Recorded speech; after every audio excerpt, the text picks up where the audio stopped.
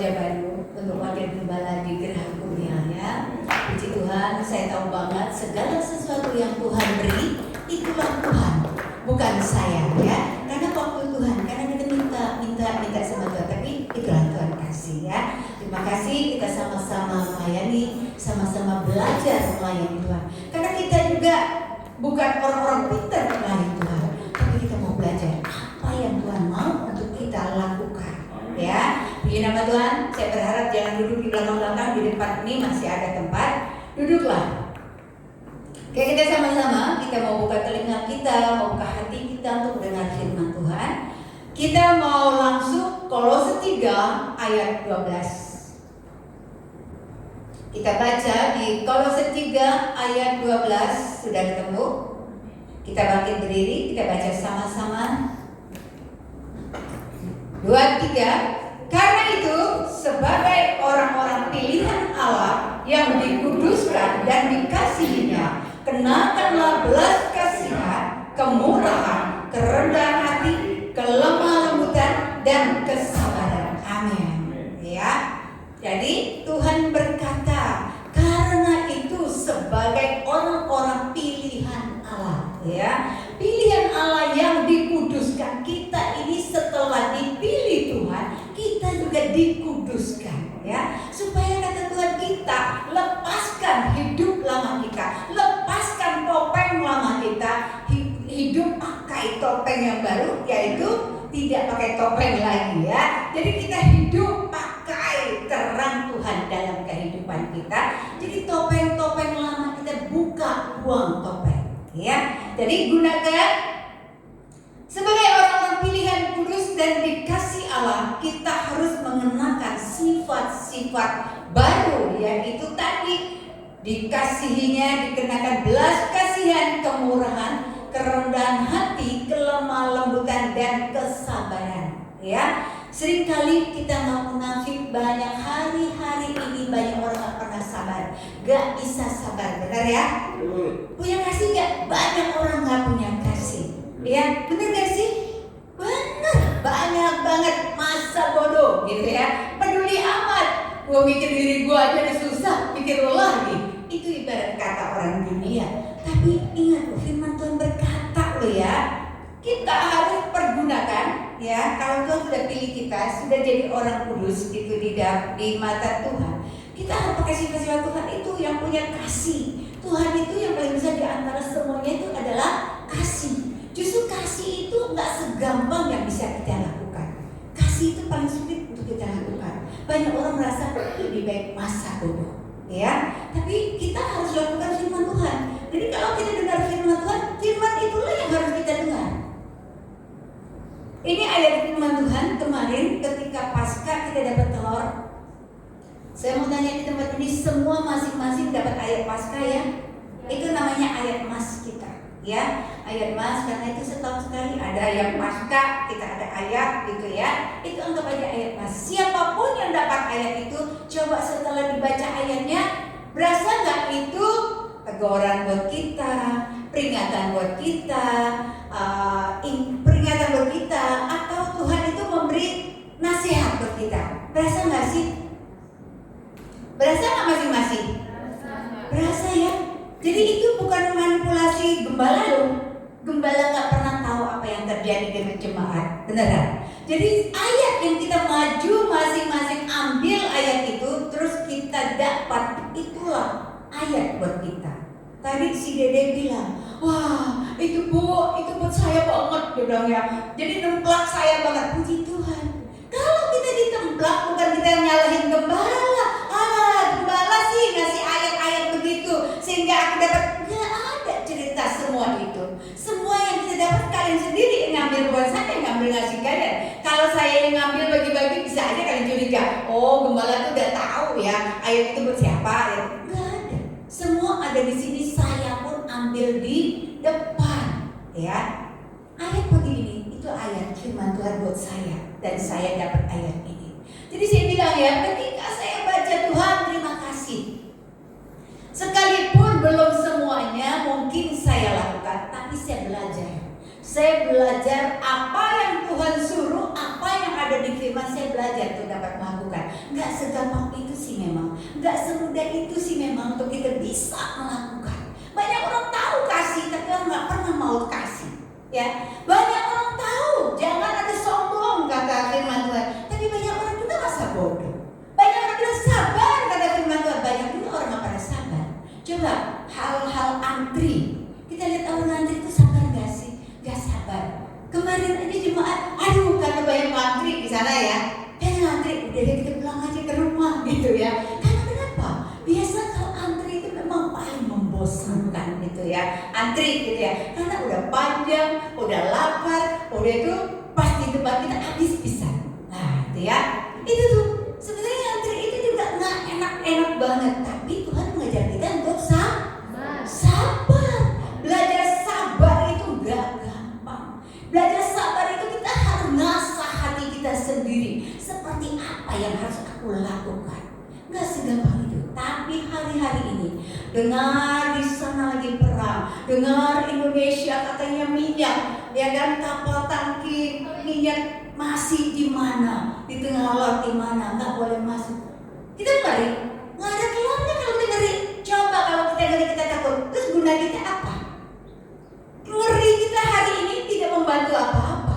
Yang ada merusak diri kita sendiri. Benar gak sih? Kita ngeri, kita takut, emang pemerintah tahu? Kita ngeri, kita takut, emang tetangga kita tahu? Gak ada. Ngeri dan takut itu ada merusakkan diri kita sendiri. Tapi kata Tuhan, jangan pernah khawatir apapun. Tuhan tahu kok. Satu yang Tuhan minta kita adalah berdoa. Ya. Kalau kita kejadian hal-hal yang masalah sabar, masalah yang tidak punya kasih, bukan hanya di kota, ya, di desa. Kemarin saya pulang di Bangka, ada satu keluarga. Saya itu ibarat tamu ya. Saya diundang keluarga di situ. Emang saya tahu, jemaat-jemaat nggak tahu. Tapi saya bawa firman itu, mereka rupanya pada kena semua. Dia kena tuh artinya, oh Tuhan, ternyata benar banget. Emang saya tahu? Nggak tahu. Yang paling jelas banget yang ngomong itu ada satu keluarga. Rupanya di mereka ini juga udah banyak difitnah, dihina, terus dikata-katain lah gitu ya. Maksudnya apa iya kamu bisa bertahan di situ? Apa iya sampai dia keluar dari pekerjaannya, dia kerjalah sendiri. Dia pikir apa aku harus bertahan di Bangka, apa aku harus ke Kalimantan? Karena dua-dua suami istri bukan orang Bangka, mereka juga pendatang gitu ya.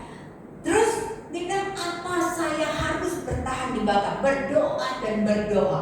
Saya katakan kalau kita berdoa harus sampai air mata, air hidung, air mulut jadi satu, baru kita pun didengar. Bukan berarti doa biasa nggak didengar, tapi kalau namanya pergumulan kita harus berdoa sungguh-sungguh sampai air mata hidup.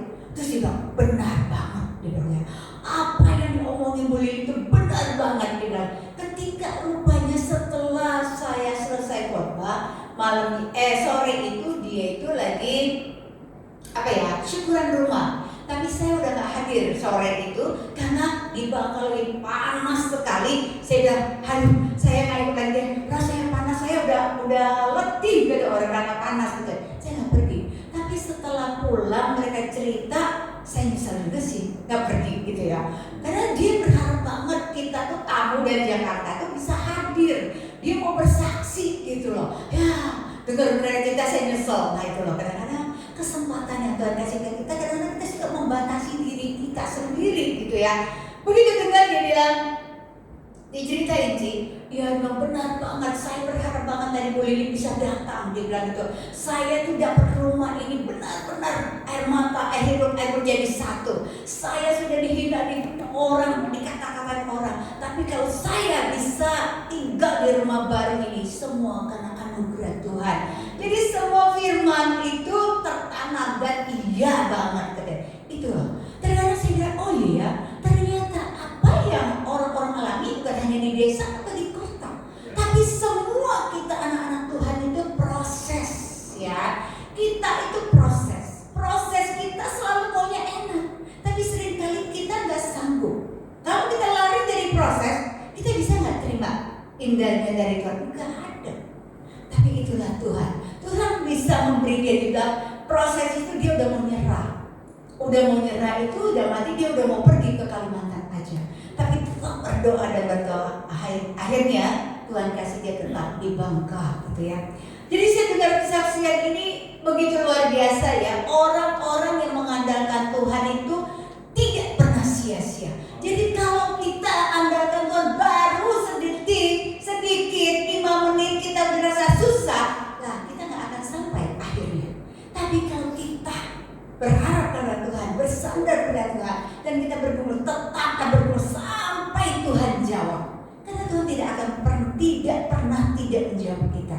Tapi terkadang Tuhan belum menjawab, kitanya yang sudah kabur. Itu jadi masalah gitu ya. Jadi tetaplah bertahan ya. Saya kasih tema di sini, jangan ada kesombongan ya. Jangan ada kesombongan karena ini adalah panggilan untuk menanggalkan tabiat lama kita dan hidup mencerminkan karakter Kristus dalam hidup kita sehari-hari. Seperti apa sih kita harus mencerminkan karakter Kristus itu? Kita harus tadi itu, kita harus penuh kasih, ya, kerendahan hati. Jadi tidak sombong tadi, kita harus sabar, lemah lembut dan murah hati. Apa aja yang harus kita lakukan dengan murah hati? Ya, terkadang kita murah hati dengan sesama. Pernah nggak kita tetap aja kita disenggol? Banyak ya. Saya rasa di sini bukan hanya saya yang alami udah murah hati tapi tetap disenggol. Ya, saya nggak pernah bosan-bosan saksikan sering kali kalau kita bermurah hati sudah berkorban sudah melayani, tapi kadang-kadang kita juga disikut ya, tahu disikut? Langsung kita ditendang, kita dipinggirin gitu ya. Itu. Jadi tapi Tuhan mau kita tuh harus mempunyai hati yang sabar dalam menghadapi semua itu. Membangun namanya usaha seperti itu gampang nggak itu? Susah. Satu-satunya adalah andalkan Tuhan. Nggak akan kamu bisa berdiri sukses tanpa kamu andalkan Tuhan. Itu sabar tadi, ya. Sabar kita lakukan dengan sabar. Kita tetap berdoa. Jauhkan dari segala kesombongan, jauhkan dari segala ketinggi hati. Kita yakin dan percaya ada waktunya Tuhan berikan bagi kita. Terkadang kita ini manusia nggak sanggup menahan derita, nahan ya cercaan orang, omongan orang. Seringkali kita nggak sanggup, makanya kita pergi. Seringkali kita pergi belum waktunya selesai. Kalau orang bertarung itu mereka kan akan latihan dan latihan ya, latihan sampai lelah. Ini anak saya Bella ya, dia mau lomba lari kan bulan apa lagi saya lupa.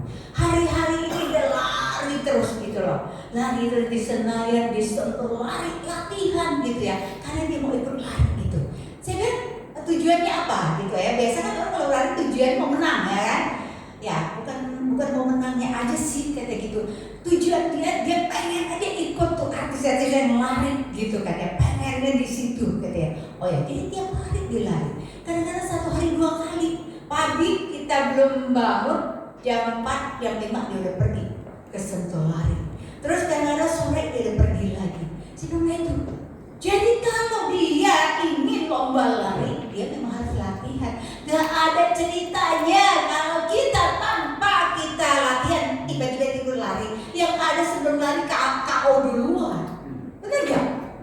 Jadi itu loh. Demikian juga kita. Kalau kita mau sukses itu gak mungkin kita gak susah-susah dulu. Gak ada orang jos langsung tinggi sukses seperti itu. Kalau Tuhan buat Tito sukses langsung bisa gak? Bisa, sangat bisa Tuhan. Apa sih yang Tuhan gak bisa? Tapi Tuhan udah tahu. Kalau dibuat Tito langsung sukses, langsung punya mobil, punya rumah, Tito jadi apa? Gak ada lagi Tito di sini, yakin dan percaya. Pasti bilang, sorry saya sibuk banget. Jadi sombong lama-lama, bener gak? Nah itu, gak ada Tuhan yang gak bisa apa yang Tuhan lakukan. Apa yang kita mau, tapi bukan apa yang Tuhan mau. Karena Tuhan udah tahu, kalau aku buat Tito seperti itu, Tito gak akan datang lagi main keyboard. Gak ada lagi bukannya bisa, cepetan ya jalan jam segini latihan. Gak akan ada. saya akan disautin. Tante maaf, hari ini saya nggak bisa karena saya sibuk tante. Tapi tidak ada di sini ya. Anak Geraha Kurnia tuh ganteng-ganteng, cantik-cantik, baik-baik. Amin. Iya. Karena Tuhan tahu kita sesuai proses Tuhan aja ya. Sesuai proses Tuhan dari kita kecil, kita remaja, kita dewasa, kita setengah tua, youth ya. Terus baru kita tua. Setelah tua kita apa? Setelah tua di atasnya tua apa? Lansia gitu loh, ya. Tapi di sini kita nggak ada yang lansia ya, semua remaja. Oh saya di sini yang remaja loh, kenapa? Keren ya? Oh, keren banget ya. Dibangga, bilang gini nih. Saya udah lama nggak ketemu orang itu karena dia tinggal di mana. Pokoknya setelah saya merantau dia berangkat. Dia bilang apa? Begitu saya masuk, dia melongo. Hah? Lili bukan ini.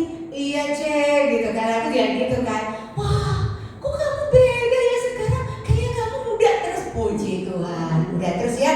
Terus dia bilang saya mau bersaksi nanti deh. Jadi tadi saya mau bilang, oh ya saksikan aja, nggak apa-apa kok. Saya bilang bersaksi itu penting banget. Iya, dia bilang gitu ya. Tapi saya liatin kamu, dia bilang itu maksudnya ada doa kemarin hamba Tuhan. Iya, tapi kamu bukan hamba Tuhan kan? Dia bilang gitu kan. Oh saya bilang saya hamba Tuhan. Kamu bukan pendeta kan maksudnya? Saya nggak bilang enggak, nggak bilang juga iya. Saya pikir nanti itu tunggu aja, tunggu gue naik maksudnya kan gitu ya.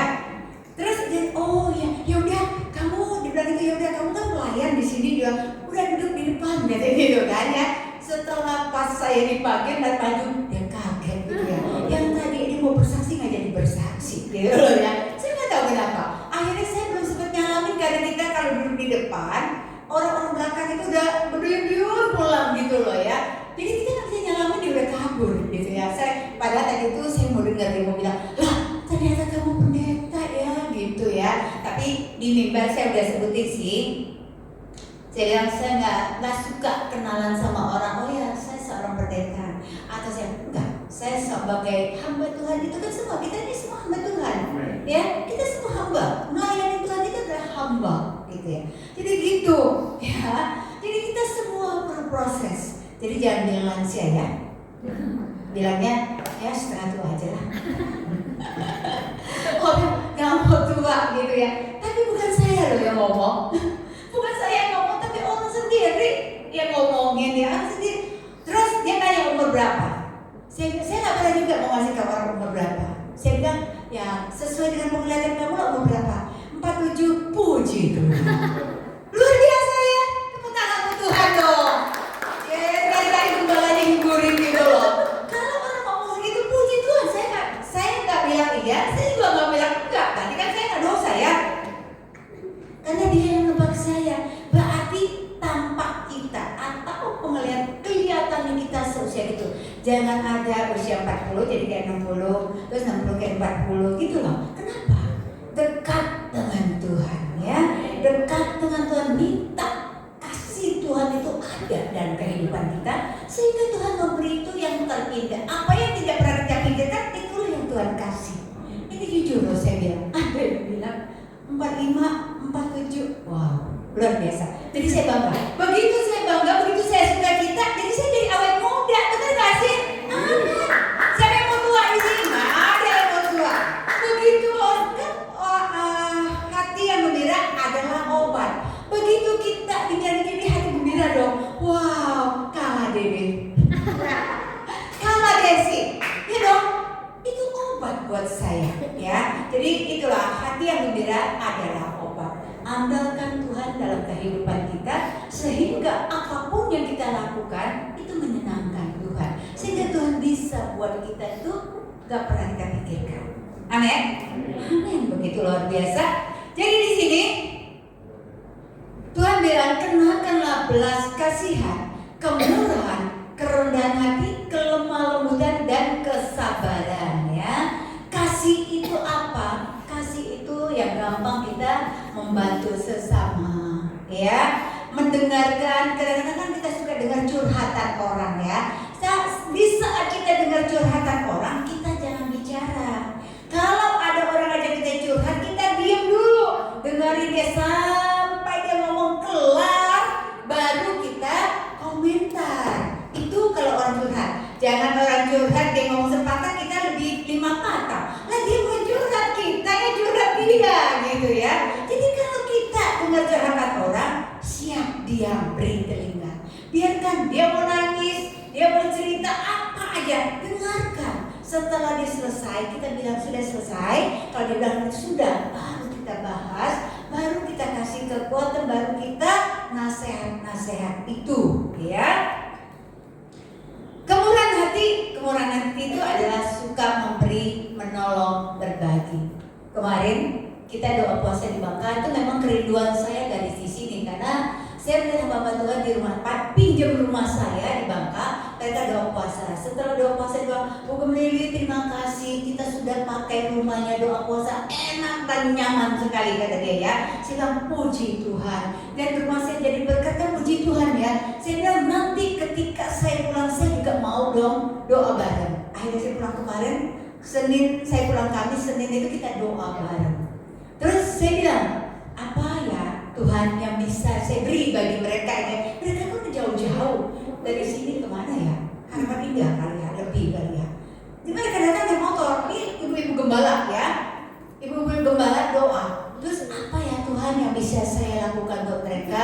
Untuk ya mereka kan berpanas-panas supaya datang naik motor. Akhirnya kata Tuhan, kalau sembako lah buat mereka gitu ya. Jadi kita bilang pulang, tau nggak? Ada yang bilang gini, ya ampun Bu Gemili, tahu aja Tuhan itu. Padahal saya datang ke sini, saya diingatkan dari rumah. Jangan lupa ya pulang nanti beli beras. Beras di rumah lagi habis. Coba, tahu nggak Tuhan apa menjadi kekurangan dan keperluan kita? Tahu kan? Akhirnya dia ngomong lah, luar biasa Tuhan kata, itu loh kita. Kadang-kadang kita bilang, kita memang nggak ngerti, tapi kalau kita tanya Tuhan, Tuhan bisa bicara dengan kita apa yang harus kita lakukan. Itu gembala-gembala yang di sana. Kita kalau melihat mereka militan, saya bilang saya tuh terkagum-kagum dari desa. Begitu komsel semua satu gereja 80 orang datang hadir semua. Dipecahin komsel itu kan memang kelompok sel ya, kecil-kecil ya, harus sebut-sebut. Nggak mau. Mereka bilang apa? Kita nggak mau kan dipecahin. Kita mau tetap bersatu dimanapun mereka komsel kita datang. Beneran kompak banget. Semua anak kecil, yang sedang, yang besar, yang tua, 80 jemaah, 80 datang semuanya. Dahsyat. Saya bilang liatin di desa itu, aduh rindu banget, iri banget lihat orang desa kompak. Lah kita lo di kota, komsel bisa dihitung dengan jari, sebelah jari aja nggak penuh. Sedih ya kadang-kadang ya, orang kota itu memang begitu ya kali ya. Beda dengan orang desa, orang kota itu terlalu banyak alasannya, sibuk. Nah sibuk. Di desa itu kalau udah sore nggak ada acara sibuk. Jadi kalau sore karena mereka buat jam 6 ya, jam 5 atau jam 6 gitu ya. Jadi nggak ada acara sibuk karena mereka dari ladang mereka berpulang ya. Jadi mereka sudah persiapkan diri mereka untuk ibadah. Itu loh salut saya lihat di sana itu. Jadi kita juga harus seperti itu.